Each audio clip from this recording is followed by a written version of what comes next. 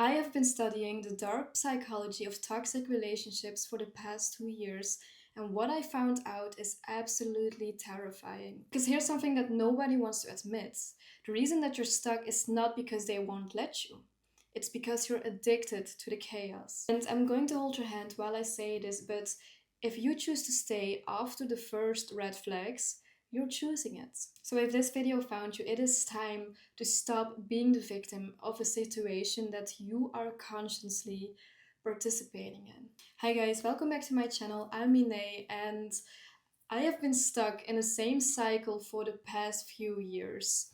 And I recently left a toxic relationship of 2 years. I'm single now for almost 3 weeks, and it has been the best decision I've made so far because I'm finally taking the time to heal, and I have been studying why we always return back to situations that are not good for us. And after these 2 years, I finally realized that I was not trapped.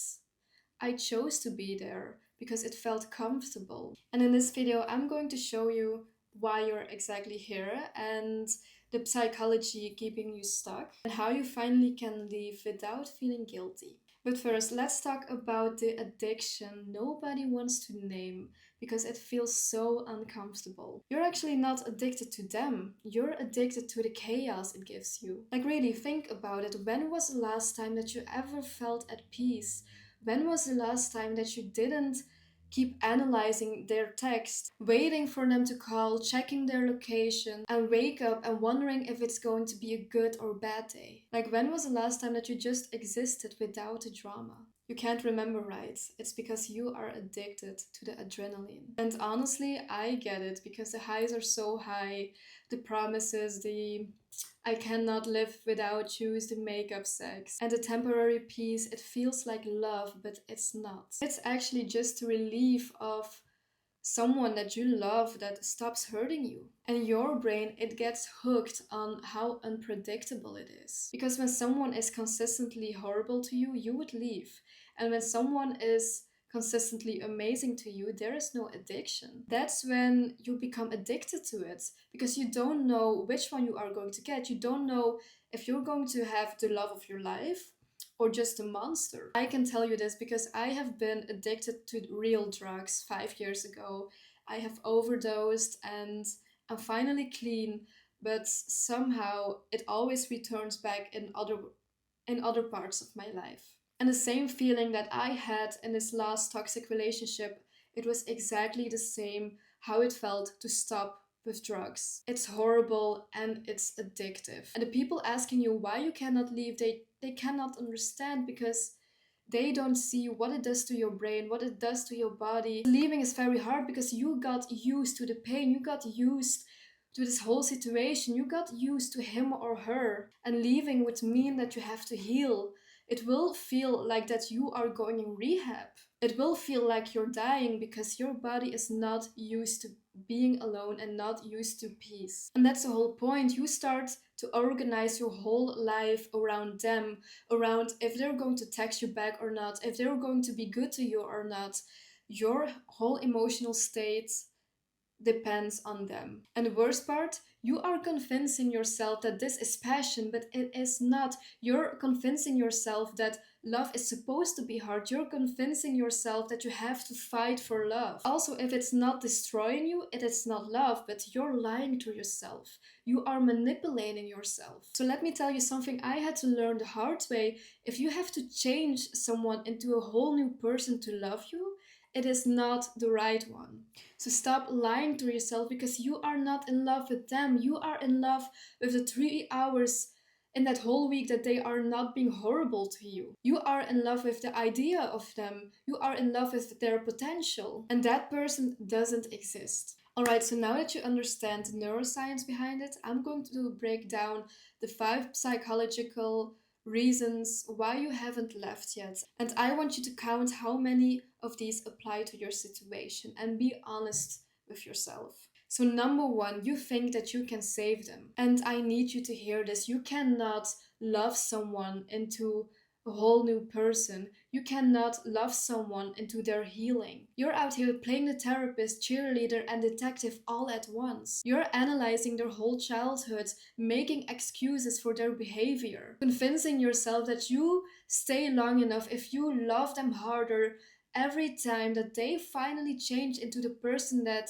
you want them to be, and that they finally become the person that they promised to be. And here's the brutal truth: people will change when they want to change, and if you are there and they still haven't decided to, they are not going to change for you. And it doesn't matter how much you cry, how much you show how exhausted you are, how much that you threaten to leave, how much that you beg them to change, they are not going to change. If they don't do it in the beginning, they will never change for you. And every single day that you spend your time trying to rescuing someone that doesn't want to be rescued, you are abandoning yourself. You are slowly losing yourself. You are digging your own grave. And reason number 2, you are terrified of being alone, and I get it.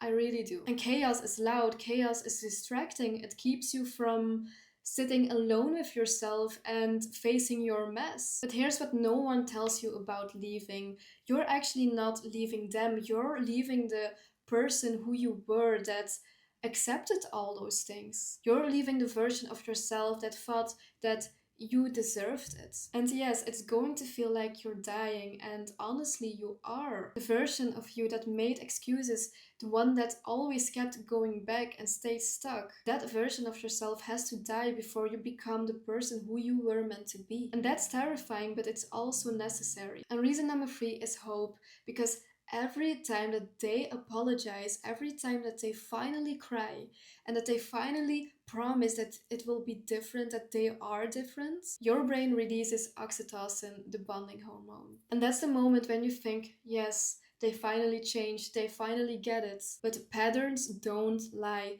If they show you the same thing 15 times, believe it. Because hope without change behavior is just denial wearing a pretty mask. And reason number 4, and this one is going to sting, but you're not in love.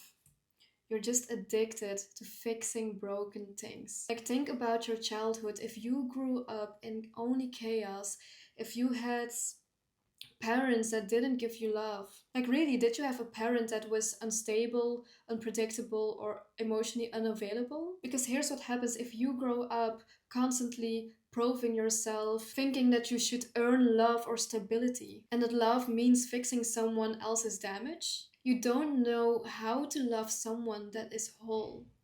You will always run away from things that are good for you. You will always search for the kind of love that you have always known. And this sounds harsh, but you are searching your parents in a partner. And if you grow up like that, peace feels boring, stability feels suspicious. And someone who is actually healthy, you will run away from it. You will sabotage yourself because you don't trust it. So you keep choosing broken people because that feels like love to you. But love isn't supposed to be a full-time renovation project. And reason number 5, the one that no one wants to admit, but you're scared that they finally become the person who you always wanted them to be for someone else. And I get it. Again, you are scared that when you leave that they will find someone else. You're terrified that the moment that you leave that they finally change, that they finally wake up, that they're finally the partner that you begged them to be for these past few months or years. And I'm going to hold your hand while I say this, but if they can change for someone else and not for you, that's your answer. And that's all the information that you need, because you don't want someone that can love you. You want someone that chooses you. Someone who chooses to love you right now for who you are, and someone that doesn't stress you out like hell. Someone who doesn't make you beg for their love. And if that's not who they are, let them go, and let them go to the other person. Because honestly, they're not going to change. They are going to do the same things to them. And if they want to change for them, let them. Let them, because it means that it's meant for them and it is not meant for you. It's a hard pill to swallow, I know, but you will find better. And it's all part of the journey. Alright, now let's talk about the part everyone is avoiding. If you stay in a relationship, you know that it's destroying you. If you keep going back after the 5th time that they cross the line, if you're complaining to your friends about the same things every single time that you see them, you are toxic too. And I don't want to hurt you, I say this because you need to hear this. Because here's the thing about toxic relationships, there's the person doing the damage, and there's the other person who keeps volunteering to be damaged. And the moment you know someone is bad to you and you choose to stay anyway, you become complicit in your own destruction. Like, really think about it. You're lying to your friends about how bad it really was. You're making excuses for their behavior. You're isolating yourself because you're embarrassed. You're performing healing on social media while you're staying stuck in a situation that is breaking you. That's not love, and it's not even loyalty. And I know that's hard to hear. It's easier to stay the victim. It's easier to tell everyone that they won't let you leave. But the truth is that you won't let yourself leave. Because leaving means that you have wasted your time. It means that you have to be alone now. It means that you have to rebuild your entire identity. It means that you have to rebuild a new life for yourself. And staying is easier. That's the reason why you won't leave. But here's what you need to understand. Every single day that you choose to stay with them, you are telling yourself that you don't deserve more. You are teaching yourself that you are not worth protecting. And every single day that you stay, you're choosing them over yourself. And at some point, you have to ask yourself, when did I stop choosing myself? Okay, so if you're ready to stop being toxic to yourself, here's how to leave. And it's not about how to think about leaving, not how to prepare to leave, but how to actually fucking leave. Step 1, stop waiting for permission. You don't need them to understand. You don't need them to agree. You don't need closure, and you don't need a good enough reason. You just need to decide that you're done. And here's the magic. The moment that you stop explaining yourself is the moment that you get your power back. Step 2, no contact immediately. Also not let's be friends, or I will talk to you in a few weeks. And also not I will unblock you when I'm ready. Like, block them everywhere, delete every picture together, unfollow mutual friends, or just delete everything that reminds you of him. Because every time that you check their profile, every time that you respond to that 2 a.m. text, and every time that you let them explain, or if you leave an opening to them, you're resetting your healing back to day 0. Detox is brutal, but it's the only way how addiction really ends. Step 3, feel everything. The grief, the anger, the sadness. Think about the bad times, think about the good times, like literally feel everything. Feel it all, and don't be afraid to cry. Because here's what people don't tell you about leaving. It will literally feel like that you are dying, and it will feel like that for a long time. Your brain is literally withdrawing from all the dopamine hits. Your body is going through a real rehab, and it will feel so lonely, and you will get that feeling that you have to go back. You will get this moment that you think about the what ifs, but at that moment you need to stay strong. So when you're crying at 3 a.m. wondering if you made the right choice, it's not a sign to go back. That's the sign the detox is working. Sit with it, write about it, scream into the pillow, but don't numb it. Because this is the only way through, and this is the only way to heal, and it's the only way to become better for yourself. And step 4, build a new identity. Because the version of you that stayed in the relationship, that person is dead as well. So you need to consciously create the person who you are becoming. What do you believe about yourself now? What are you no longer available for? What standards are non-negotiable? What does the healed version of yourself actually do? Write it down, make it real, and feel that person, act like that person. Become that person so fully that if you would go back, it feels like you're betraying yourself.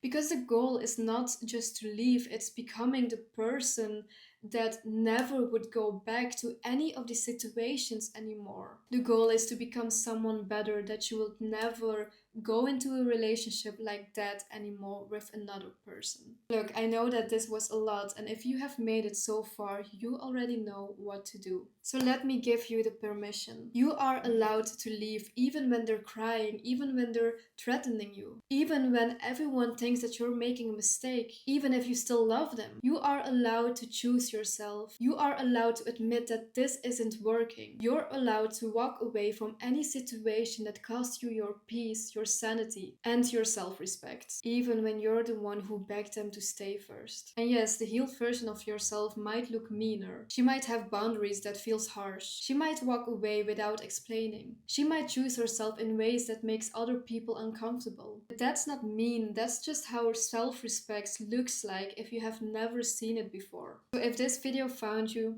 take it as a sign. You already know what to do, now do it. So thank you so much for watching, and if this resonated with you, stick around and I will see you in the next one.